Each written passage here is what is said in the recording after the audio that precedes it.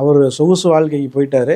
அவர் வந்து அங்கே 41 பேர் செத்தவொடனே இவர் விழுந்தடிச்சு ஓடி போய் கேட்டால் போலீஸ் சொன்னதுனால போனாராம். ஏன் போலீஸு மக்கள் எனக்காக செத்துருக்காங்க, நீங்கள் என்ன வேணாலும் பரவாயில்ல அங்கே தான் நிற்பன்னு சொல்லி நின்று இருந்தாருனா தான் அவர் தலைவர்.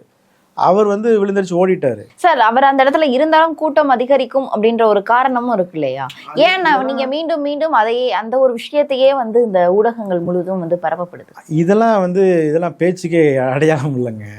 கூட்டம் வரதான் செய்யும். அதுக்காக அவர் ஷூட்டிங் போகாமல் இருந்துருவாரா? அவர் அதுக்காக திரைப்படங்கள் நடிக்காம இருந்துருவாரா? மேலும் அந்த இடத்துல இப்போ இதுக்கு பாண்டிச்சேரிக்கு போனாரு, அப்போ அங்கே யாரும் சாக மாட்டாங்களா? அல்லது ஈரோட்டுக்கு போனாரு, அங்கே யாரும் ஏன் சாகலை? அங்கே யாரும் சாகலை, ஈரோட்டில் யாரும் சாகலையே, புதுசு பாண்டிச்சேரியில் எதுவுமே ஆகலையே.